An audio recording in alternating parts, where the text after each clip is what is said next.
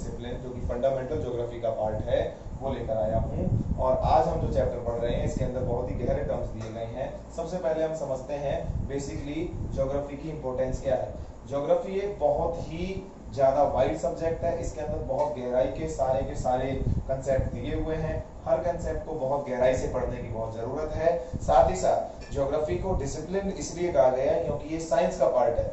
Geography के अंदर बहुत ही हाई लेवल की स्टडीज की जाती हैं और ज्यादातर जो लोग ज्योग्राफी के सब्जेक्ट के साथ में अपना करियर बनाते हैं वो एक बड़े लेवल पर जाते हैं और ज्योग्राफर्स की पोस्ट पर भी पहुंच जाते हैं। इसके अलावा बड़ा क्वेश्चन बनता है व्हाट इज ज्योग्राफी।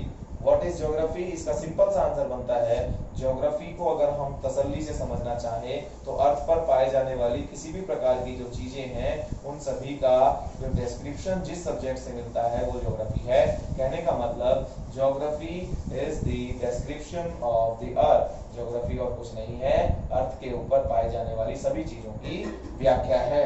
इसके अलावा अगर हम देखें एरिस्टोटेलिस ने अपनी तरफ से बताया है The word has been derived from two roots from Greek language, geo and graphos. Geo का मतलब इन्होंने बताया है अर्थ और दूसरा है ग्राफोस, इसका मतलब इन्होंने बताया है डिस्क्रिप्शन। कहने का मतलब ज्योग्राफी और कुछ नहीं, अर्थ का डिस्क्रिप्शन है। इसके अलावा अगर हम आगे बढ़ते हैं बहुत ही गहराई से इसमें बहुत सारी बातों को बताया गया है। अर्थ को बेसिकली हम अलग अलग तरीके से देखते हैं। साथ ही साथ ज्योग्राफी की टर्म के अंदर भी अर्थ के अलग अलग मीन्स हैं।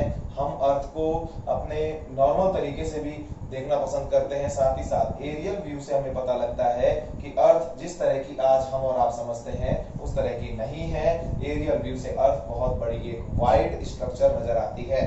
इसके अलावा अगर हम देखें तो बहुत ही गहरे तरीके से यहाँ पर बताया गया है कि नेचर जो ह्यूमन बीइंग का है वो पूरे तरीके से अर्थ को प्रभावित करता है। साथ ही साथ जो कुछ अर्थ के ऊपर पाया जाता है वो सब चीजें पूरे तरीके से नेचर को भी प्रभावित करती हैं और ह्यूमन बीइंग और नेचर के इंटरेक्शन से ही कहीं ना कहीं आज के समय में इतने बड़े बड़े चेंज देखने को मिल रहे हैं। बहुत सारे नेचुरल फैक्टर्स हैं जिनके माध्यम से बदलाव आ रहे हैं। साथ ही साथ बहुत सारे ऐसे मैन मेड फैक्टर्स भी हैं जिनके माध्यम से अर्थ के ऊपर चेंजेस आ रहे हैं। कहने का मतलब है नेचर और अर्थ दोनों आपस में बहुत गहराई से जुड़े हुए हैं, लेकिन इनके बीच में एक बड़ा फैक्टर जो मिलकर के काम कर रहा है वो ह्यूमन बीइंग है।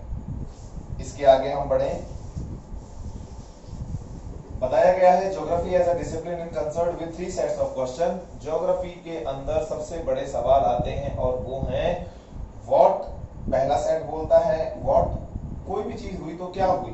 दूसरा वेयर, कहां हुई। और तीसरा सेट बोलता है व्हाई, आखिर ऐसा क्यों हुआ। कहने का मतलब ज्योग्राफी हर चीज का प्रॉपर डिस्क्रिप्शन मांगती है और उसके आधार पर ही किसी चीज को आगे बढ़ाने का कंसेप्ट दिखाती है।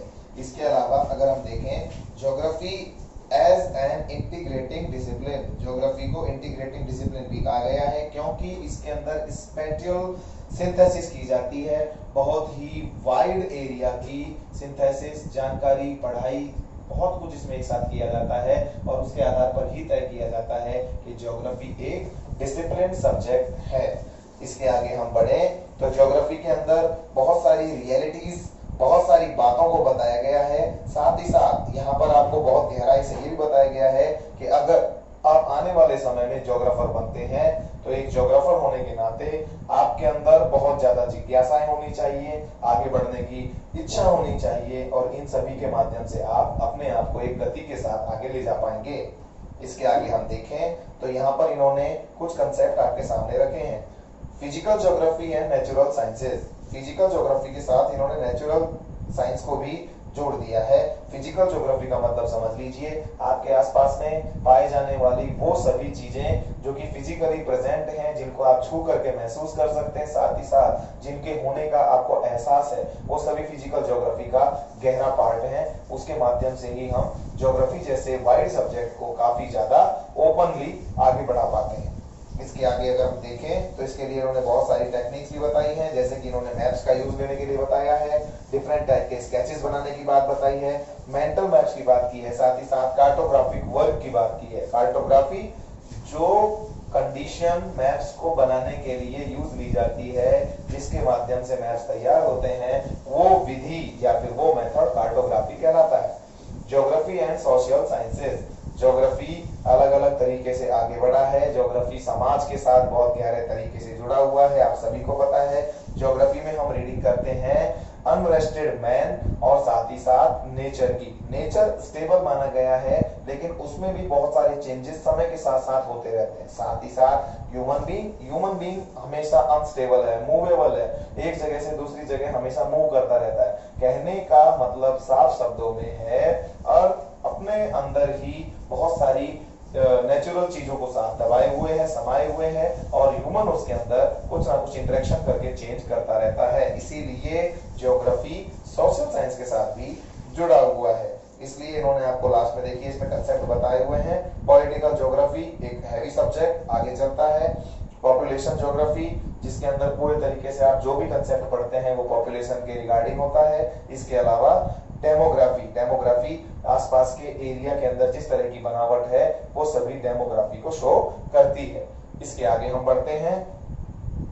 बहुत सारे ऐसे टर्म्स हैं जो कि इसमें वन बाय वन आपको समझने हैं। पेज नंबर 6 पर आपको एक डायग्राम दिया गया है, इसके अंदर आप देख सकते हैं ज्योग्राफी को एक बहुत ही वाइड नेटवर्क दिखाया गया है, और ज्योग्राफी अपने अंदर ही इस वाइड नेटवर्क को लेकर चल रही है।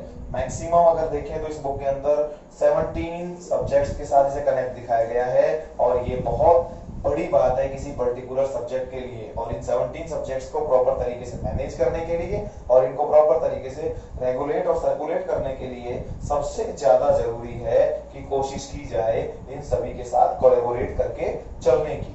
ब्रांचेस ऑफ ज्योग्राफी में देखें तो ब्रांचेस ऑफ ज्योग्राफी दो बताई गई हैं। पहली है सिस्टमैटिक, जिनको देने वाले थे अलेक्जेंडर वॉन हम्बोल्ट।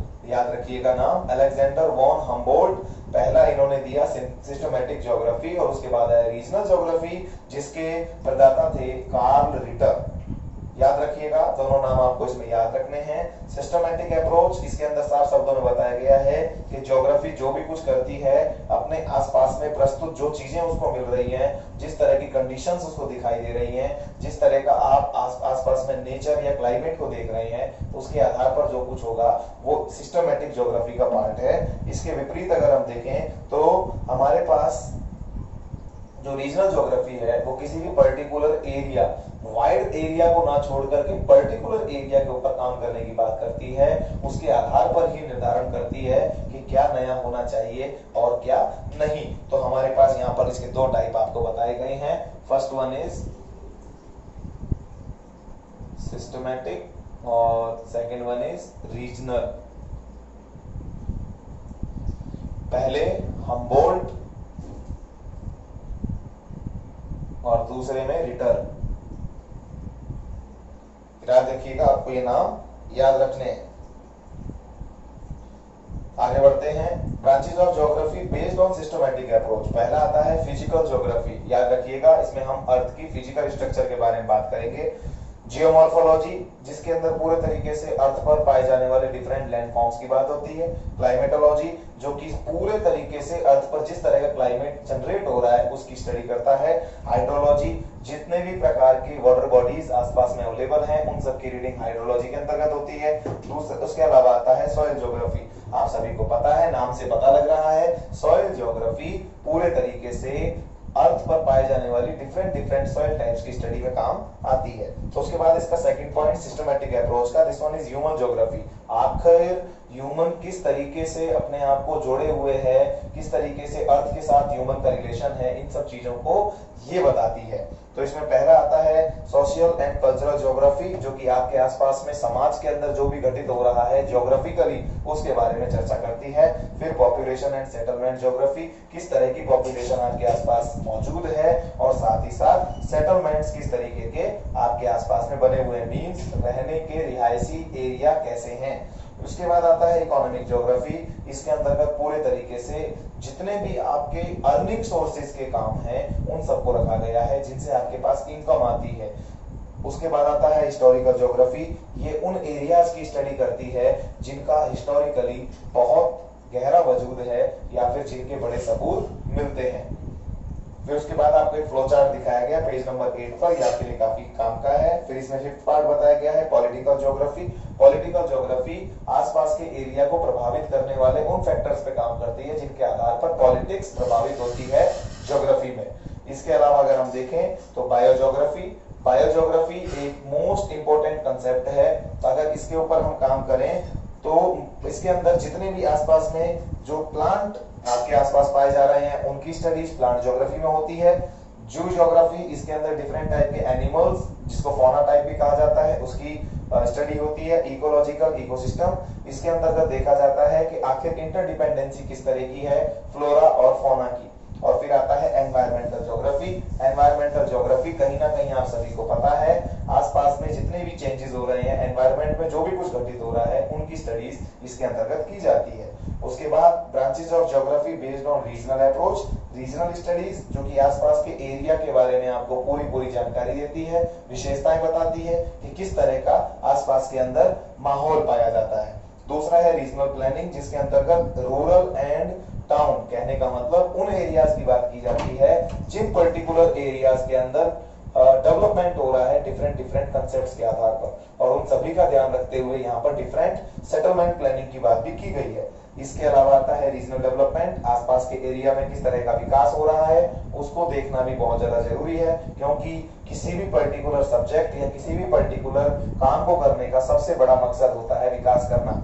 और उसके बाद आता है रीजनल एनालिसिस, आसपास के अंदर पाई जाने वाली ऐसी कंडीशंस जिनके आधार पर कुछ तैयार होता है। जैसा पहला है फिलॉसफी, लोगों की थिंकिंग, ज्योग्राफिकल थॉट, आसपास में पाई जाने वाली चीजों के बारे में आपके क्या विचार बने, साथ ही साथ लैंड एंड ह्यूमन इंटरेक्शन, जमीन के बारे में जानकारी, साथ ही साथ इंसानों के साथ आपकी आपसी बातचीत। इसके अलावा second concept methods and techniques, किस किस तरीके को यूज में लेकर के आप अलग अलग तरीके की डीप स्टडीज को करना शुरू करते हैं। पहला इसमें आता है cartography including computer cartography. Cartography का मतलब साफ शब्दों में समझ लीजिए, कार्टोग्राफी किसी भी पर्टिकुलर मैप को बनाने के जो तरीके होते हैं उन्हें कार्टोग्राफी कहा गया है। फिर आता है क्वांटिटेटिव टेक्निक्स जिनके अंतर्गत आसपास के अंदर जो डेटा पाए जा रहे हैं, जिस भी प्रकार की जो कंडीशंस पाई जा रही हैं उन सभी को डेटा के रूप में एनालिसिस किया जाता है। फिर फील्ड सर्वे मेथड्स, आसपास के एरियाज के अंदर घूम फिर करके पता किया जाता है कि किस किस चीज की जरूरत है, साथ ही साथ किस किस तरीके को हम अपना करके आसपास के लोगों को जागरूक कर सकते हैं या उनके बारे में विशेषताएं पता कर सकते हैं। फिर आता है जियो इन्फॉर्मेटिक्स, मतलब जमीन के बारे में या आसपास के एनवायरमेंट नेचर के बारे में इतनी इंफॉर्मेशन जज कर लेना, कलेक्ट कर लेना जिससे कि आपको जितना भी काम है उसको करने में आसानी हो। इन सभी को यहाँ पर यूज लिया गया है और इसके अंतर्गत जीआईएस और जीपीएस का यूज लिया जाता है। ये टेक्निक्स हैं जिनके माध्यम से लोगों की लोकेशन और लोगों की कंडीशंस को कैरी किया जाता है।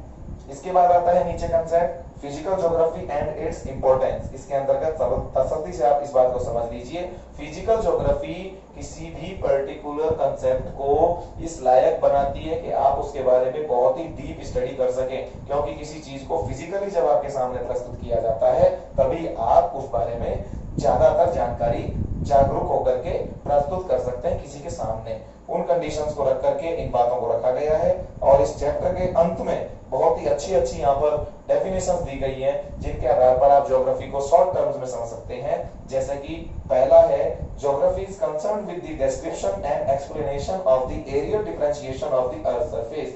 ज्योग्राफी सिर्फ और सिर्फ उन सभी विशेषताओं के ऊपर काम करती है जो कि आपको ऊपर से आसमान की तरफ से देखने पर विशेष रूप से नजर आते हैं जमीन पर। अगर आप उनके आधार पर उन चेंजेस के बारे में अगर जानकारी चाहते हैं तो आपको ज्योग्राफी के बारे में पता होना चाहिए और यही सब्जेक्ट ज्योग्राफी कहलाता है। ये कहा गया है रिचर्ड हार्टसॉन के द्वारा।